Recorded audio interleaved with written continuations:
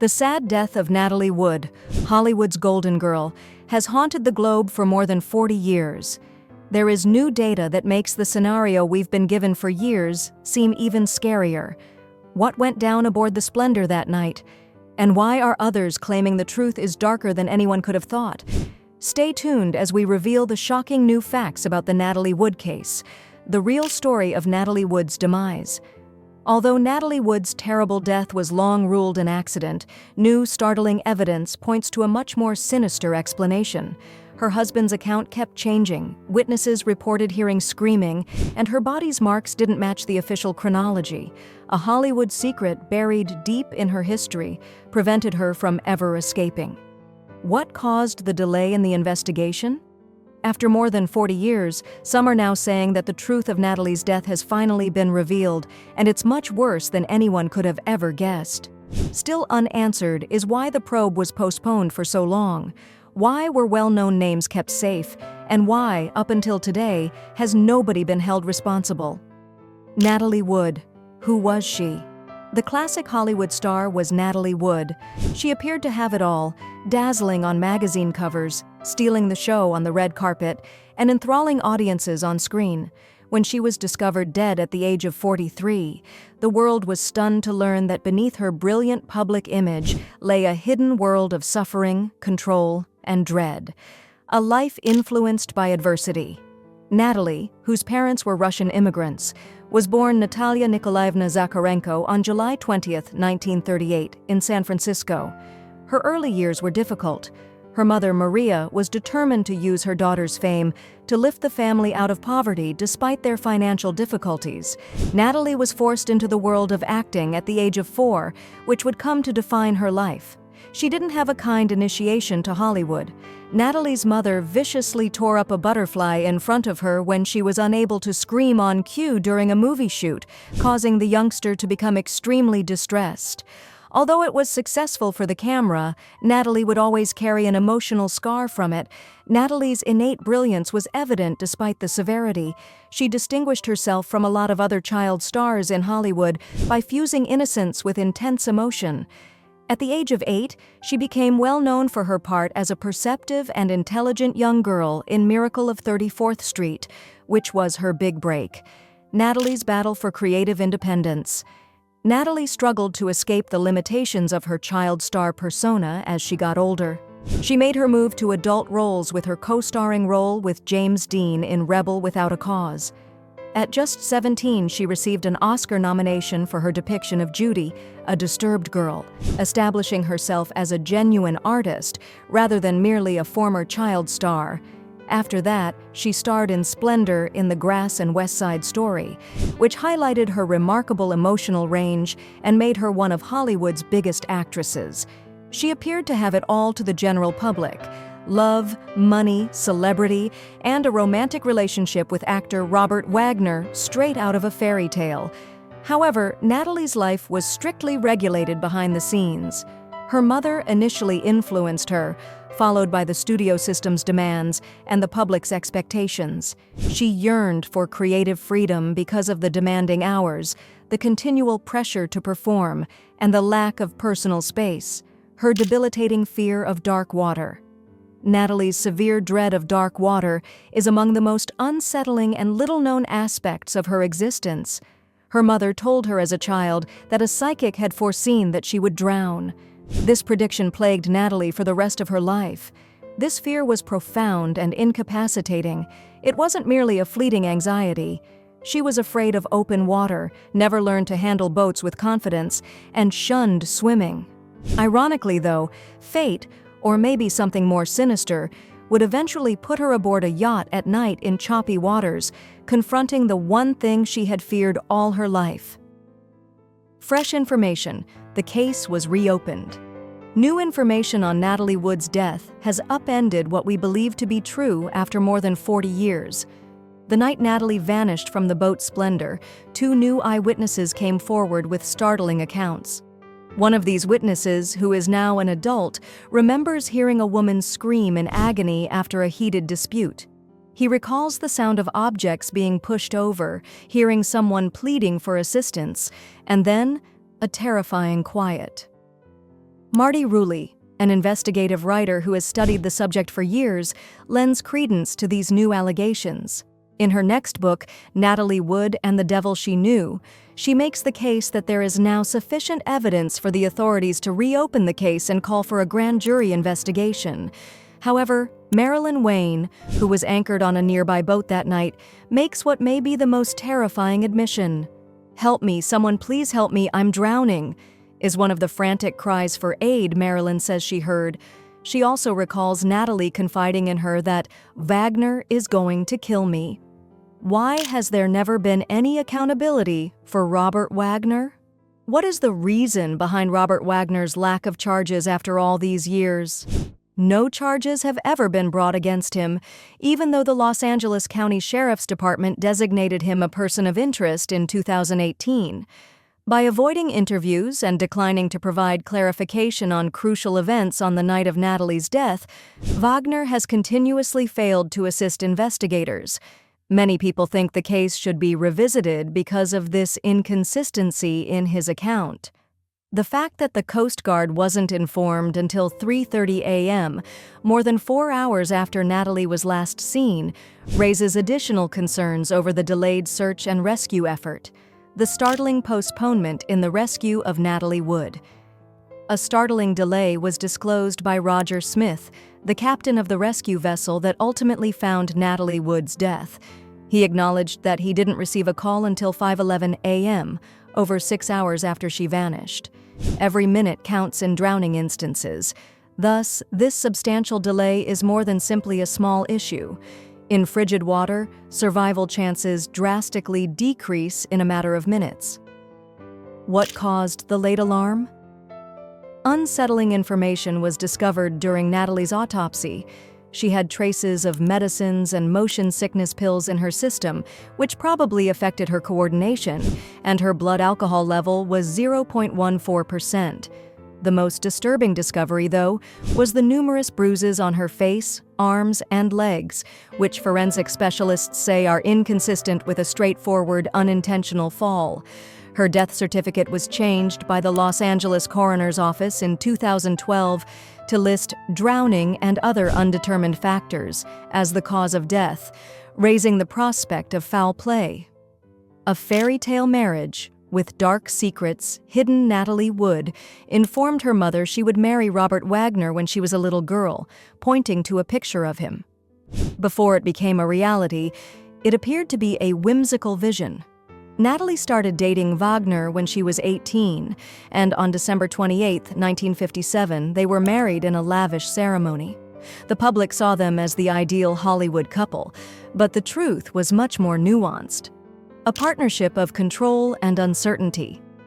Despite his achievements, Wagner was never able to equal Natalie's notoriety, which caused friction in their relationship. By the early 1960s, Wagner was primarily recognized as a television actor, while Natalie had received Oscar nominations and starred in big-budget movies. This disparity led to bitterness and jealousy. There were rumors that Wagner was domineering and possessive, especially when it came to Natalie's work and relationships with other men. A betrayal-shattered marriage. Natalie and Wagner's marriage was in serious trouble during the beginning of the 1960s. According to sources, Wagner and Natalie separated in June 1962 and formally divorced on April 27, 1962, after Natalie allegedly witnessed him having an intimate moment with another guy. Natalie's romantic life was tumultuous following their breakup. She experienced envy and emotional exhaustion during her passionate romances, including one with Warren Beatty. After she found out about Richard Gregson's romance with her secretary, she also betrayed her marriage to the British producer. Wagner and Natalie's second chance. Natalie and Robert Wagner resumed their romance over 10 years after their divorce. Both were unmarried once more, and their reunion startled friends and relatives. While some thought Natalie sought solace in a familiar, albeit imperfect, relationship, others thought she returned to Wagner because she still loved him.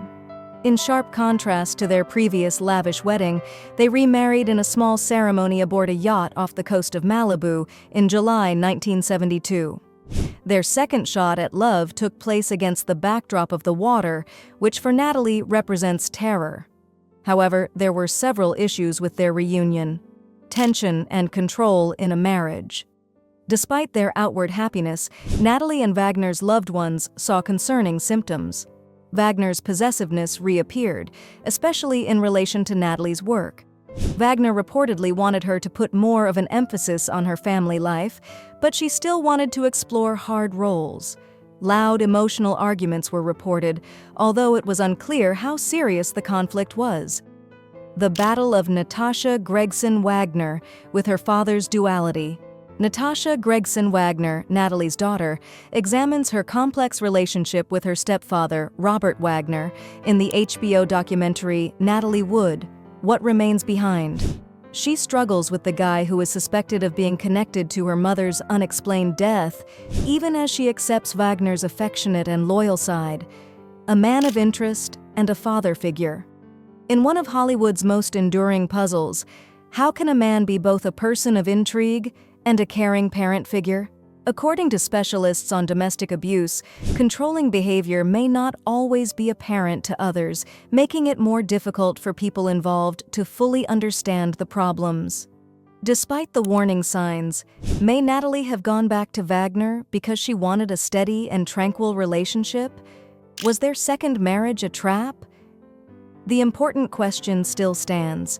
Was Natalie's second marriage to Wagner a risky return to a relationship rife with unresolved difficulties, or was it a true second chance?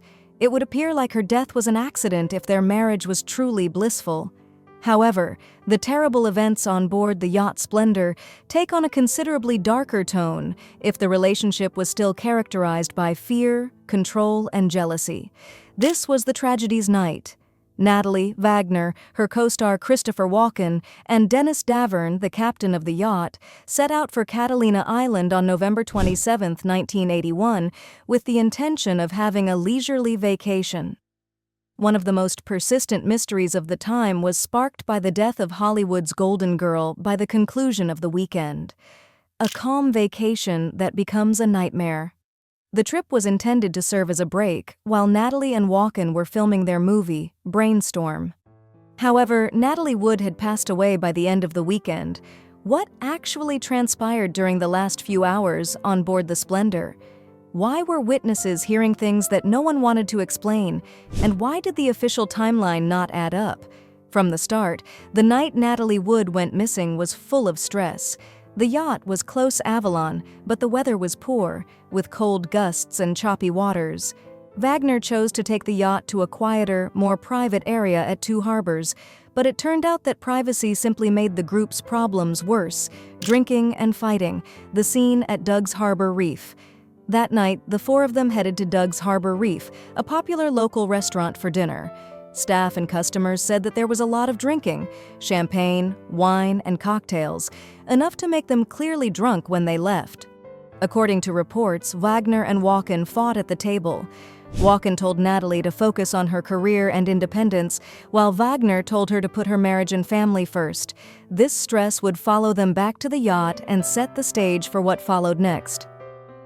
What happened next as tensions rose on the yacht?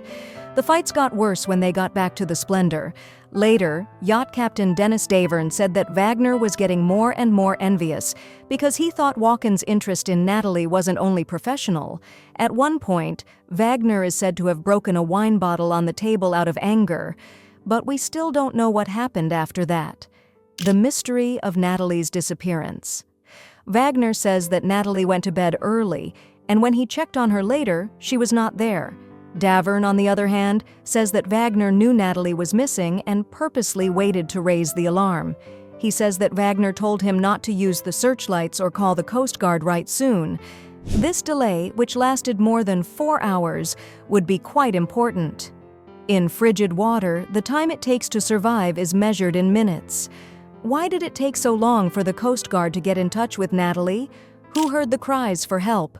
Marilyn Wayne and John Payne heard a woman's voice begging, "Help me, someone please help me, I'm drowning," at midnight aboard a boat nearby. After hearing the voice, they listened closely and heard a man say, "Okay, honey," in a dismissive tone. The screaming stopped after that. Marilyn wasn't called to testify even though she was upset by what she heard. Why were these important eyewitness accounts not taken into account? The late rescue. What took so long? It was too late when the Coast Guard was finally called about 3:30 a.m. A few hours later, they spotted Natalie floating about a mile from the yacht. She was still wearing a flannel nightgown, a down jacket, and socks. They located her dinghy, which was still attached to the Splendor, on the shore nearby. At first, it was thought that she might have fallen into the water while trying to tie up the dinghy, but this explanation aroused a lot of doubts. Natalie was very afraid of dark water and boats, so it was unlikely that she would go out alone at night, especially when the weather was bad. The lines on the dinghy were still tied, which meant that no one had untied them. Did Natalie fight before she drowned? The autopsy showed a disturbing mix of evidence.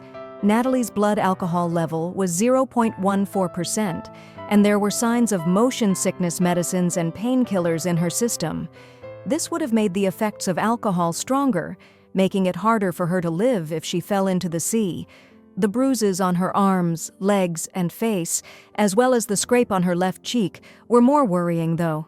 Forensic experts wondered if these injuries were caused by a simple fall, or if they meant that she had fought before going beyond. The first coroner said she died by accident while swimming, but in 2012, the cause of death was changed to drowning and other undetermined factors, which suggests that someone may have done something wrong. Why didn't they do something sooner? According to marine law, the captain is in charge of keeping all passengers safe. Captain Davern has mentioned many times that Wagner told him to wait and that this hindered him from responding immediately. Wagner says he didn't do anything wrong and that the events were a tragic accident that left him in shock. Some others say that the delay killed Natalie and gave the group time to get their tails straight before the police got there. What really happened that night? Wagner's different stories over the years are another enigma. He says Natalie stayed in bed at times, and at other times he says she went on the terrace. Walken, who mostly stayed quiet, once thought that Natalie might have gone to fix the dinghy. But why would she do that in the middle of the night, after drinking a lot, when she was afraid of water? The official investigation ended fast, and the story was that Natalie died in a sad accident. But when additional information came to light, it became evident that the official story didn't answer enough questions. Who were the overlooked eyewitnesses? Witnesses who could have given important testimony were never properly questioned. Why were these critical stories not paid attention to? Who was the last person to see Natalie alive? And why did people hear screams coming from the ocean, but no one on board reported them? A shocking secret that Natalie took to her grave. Natalie's younger sister, Lana Wood, wrote a book in 2021 that disclosed a terrible secret. Natalie had told her that Kirk Douglas, one of Hollywood's most influential men, had attacked her. A traumatic meeting with Hollywood power. Lana says that when Natalie was 16, her mother set up a meeting for her with Kirk Douglas, one of the biggest actors in Hollywood. Natalie came home instead of getting a job, and she was clearly frightened. She told her sister, "He hurt me, Lana." Natalie was tormented by this tragedy for the rest of her life, and it affected her relationships and how safe she felt. The official story surrounding Natalie Wood's death may never be totally true, but the additional evidence definitely makes it look bad. What exactly went down aboard the Splendor that night? And why has justice been so hard to find for so long? We might never know, but we can't dismiss the questions that still need to be answered. If this video opened your eyes, please like it, subscribe, and leave a comment below with your opinions. Don't forget to click the bell to get notifications so you never miss another deep dive into the biggest mysteries in history. Thanks for watching, and I'll see you next time.